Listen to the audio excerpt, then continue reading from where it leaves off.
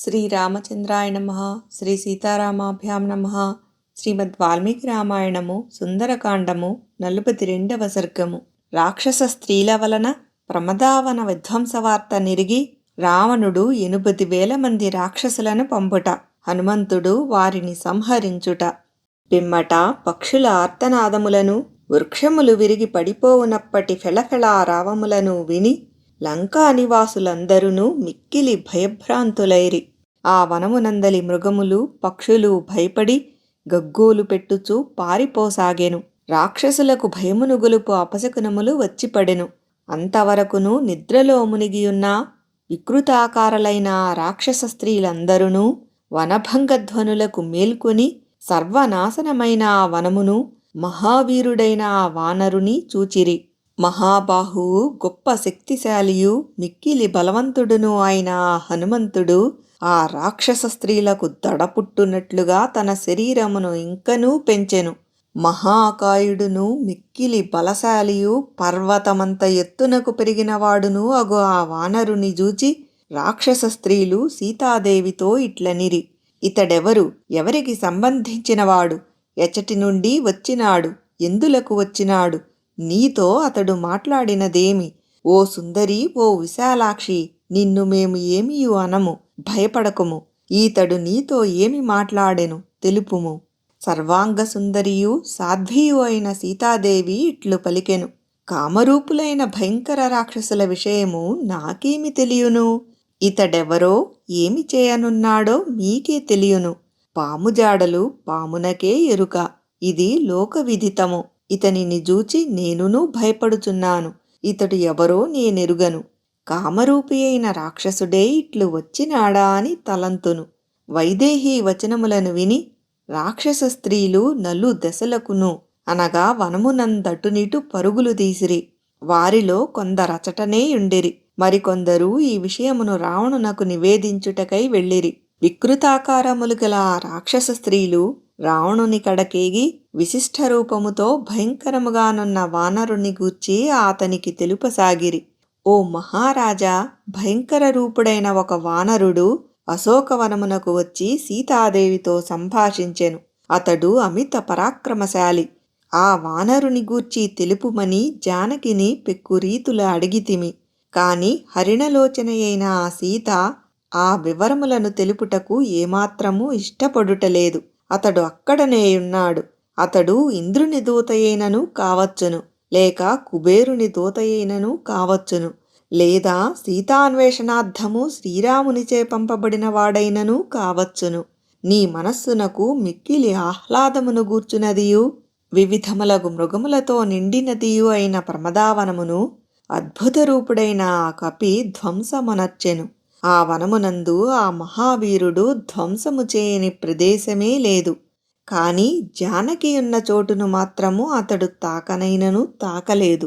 జానకిని రక్షించుట కొరకో, లేక శ్రమ వలన అలసట చెందియో తెలియుటలేదు.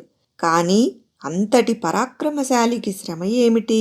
కావున ఆమెను రక్షించుటకే ఆ ప్రదేశమును అతడు భగ్నమునర్పలేదు అని మాకు అనిపించుచున్నది. సీతాదేవి స్వయముగా ఆశ్రయించియున్న సింసుపా వృక్షము అందమైన చిగుళ్లతో, పుష్పములతో విలసిల్లుచున్నది. దానిని అతడు భగ్నమునర్పకుండుటచే ఏపుగా పెరిగిన ఆ వృక్షము కళకళలాడుచునే యున్నది. ఓ ఉగ్రరూప, అతడు ముందుగా సీతాదేవితో సంభాషించెను. అంతేగాక ప్రమదావనమును నాశమునర్చెను. ఈ 2 మహాపరాధములను గావించిన ఆ భయంకరాకారుని తీవ్రముగా దండించుటకు ఆజ్ఞాపింపుము. ఓ రాక్షసరాజా, నీవు ఎంతగానో మనసుపడిన సీతతో సంభాషించుటకు సాహసించువాడు నిజముగా తన ప్రాణములపై ఆశ వదలుకొనవలసినదే. రాక్షసరాజైన రావణుడు ఆ రక్కసి మూకల మాటలను విని కోపముతో గ్రుడ్లురుముచు హుతాగ్నివలే భగ్గున మండిపడెను. మండుచున్న దీపముల నుండి జ్వాలలతో గూడిన తైలబిందువులు రాలుచున్నట్లు క్రోధావేశముతో ఊగిపోవుచున్న అతని నేత్రముల నుండి అశ్రుకణములు జారెను. మిక్కిలి తేజశాలి అయిన రావణుడు హనుమంతుని బంధించి తెచ్చుటకై తనకు దీటైన శూరులకు ప్రముఖ రాక్షసయోధులకు ఆజ్ఞలను ఇచ్చెను. రావణుని ఆజ్ఞ మేరకు బలశాలురైన ఆ కింకరులలో 80,000 మంది యోధులు బాణములను ఇనుప గుదియలను చేబూనిన వారై ఆ భవనము నుండి బయలుదేరిరి. మహోదరులు, పెద్ద పెద్ద కోరలు గలవారు, భయంకరాకారులు, మహాబలశాలురు, రణోత్సాహముతో ఉన్నవారు అయినట్టి వారందరును హనుమంతుని బంధించుటకై ఉబలాటపడుచుండిరి. యుద్ధ సన్నద్ధుడై వనముఖద్వారముపై నిలిచియున్న ఆ కపివరుని వారు సమీపించి మండుచున్న అగ్నిమీదకి మిడుతుల వలె అతనిపైకి అనగా తమ నాశము కొరకై అతి వేగముగా దూసుకొని వచ్చిరి. ఆ రాక్షసయోధులు గదలను, చిత్రములైన ఇనుప గుదియలను, బంగారు పిడులు గల అడ్డకత్తులను, సూర్యకిరణముల వలె వాడియైన బాణములను ఆ వానరోత్తమునిపై విసరివేసిరి. ఆ రాక్షసవీరులు ఇనుప గుదియలతోడను, అడ్డకత్తులతోడను, శూలములతోడను, ఈటెలతోడను, తోమరముల అనగా చిన్న ఈటెలతోడను, బల్లెములతోడను అతి వేగముగా హనుమంతుని చుట్టుముట్టి ఆయనను ఎదిరించి నిలిచిరి.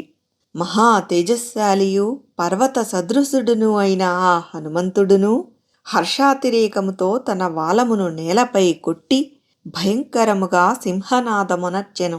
వాయుసుతుడైన హనుమంతుడు తన శరీరమును మిక్కిలి పెంచినవాడై లంకలో ప్రతిధ్వనించునట్లుగా దృఢముగా తన జబ్బలు చరచెను.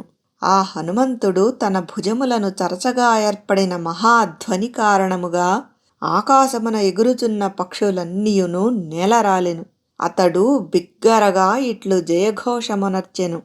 జయత్యతి బలో రామో లక్ష్మణశ్చ మహాబలః రాజా జయతి సుగ్రీవో రాఘవేణాభిపాలితః దాసోహం కోసలేంద్రస్య రామస్య క్లిష్టకర్మణః హనుమాన్ శత్రుసైన్యానాం నిహంతా మారుతాత్మజః న రావణ సహస్రం మే యుద్ధే ప్రతిబలం భవేత్ శిలాభిస్తు ప్రహరత పాదపైశ్చ సహస్రశః అర్ధయిత్వాం పురీం లంకాం అభివాద్య చ మైథిలీం సమృద్ధార్థో గమిష్యామి మిషతాం సర్వరక్షసాం.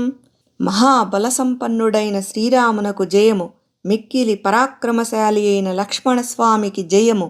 శ్రీరామునకు విధేయుడై కిష్కింధకు ప్రభువైన సుగ్రీవునకు జయము. అసహాయ సూర్యుడు కోసలదేశ ప్రభువు అయిన శ్రీరామునకు నేను దాసుడను, వాయుపుత్రుడను. నా పేరు హనుమంతుడు. శత్రు సైన్యములను రూపుమాపువాడను. 1000 మంది రావణులైనను యుద్ధరంగమున నన్నెదిరించి నిలువజాలరు. 1000 కొలది శిలలతోనూ వృక్షములతోనూ సకల రాక్షసులను లంకాపురిని నాశనమునర్చెదను. రాక్షసులందరూ ఏమీయూ చేయలేక చూచుచుందురుగాక. నేను వచ్చిన పనిని ముగించుకొని సీతాదేవికి నమస్కరించి వెళ్ళెదను. హనుమంతుని భీషణ ధ్వనులకు రాక్షస కింకరులు భయముతో గడగడ వణకిరి. వారు సంధ్యాకాల మేఘము వలె పద్మరాగ శోభలతో ఉన్నతుడయ్యున్న హనుమంతుని జూచిరి. ఆ విధముగా భయకంపితులైనను ఆ రాక్షసులు రావణుని ఆజ్ఞ మేరకు జంకుగొంకులు లేనివారై చిత్ర విచిత్రములైన భయంకరములైన ఆయుధములతో అన్ని వైపుల నుండి అతనిని ఎదుర్కొనిరి. మహాబలశాలి అయిన ఆ హనుమంతుని రాక్షసవీరులు చుట్టుముట్టగా అతడు ముఖద్వారమునకు బిగించిన భయంకరమైన ఇనుప గడియను చేతబట్టెను.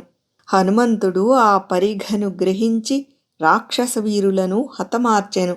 గడియను చేతబట్టియున్న ఆ హనుమంతుడు కదలుచున్న పన్నగమును పట్టుకొనిన గరుత్మంతుని వలె ఆకాశమున సంచరించెను. పిమ్మట మహావీరుడు ఇంద్రుడు తన వజ్రాయుధముచే దైత్యులను సంహరించినట్లు రావణ కింకరులను పరిమార్చెను. పరాక్రమశాలి అయిన ఆ వాయుసుతుడు కింకర రాక్షసులను అందరినీ చంపి ఇంకనూ యుద్ధము చేయదలచిన వాడై వనముఖద్వారము మీదికి చేరెను. తదుపరి హనుమంతునకు భయపడి ప్రాణములను అరచేతబట్టుకుని పారిపోయిన కొంతమంది రాక్షసులు రావణుని కడకేగి కింకరులందరూ మారుతి చేతిలో మడిసిరి అని చావు కబురు చల్లగా తెలిపిరి. రాక్షసుల బలములన్నీయును నిహతమైనట్లు తెలియగానే రావణుడు కన్ను లెర్రజేసిన వాడై సాటిలేని పరాక్రమవంతుడు యుద్ధమున అజేయుడు అయిన ప్రహస్తపుత్రుని అనగా ప్రహస్తుడను మంత్రి యొక్క కుమారుని హనుమంతునితో తలపడుటకు ఆజ్ఞాపించెను.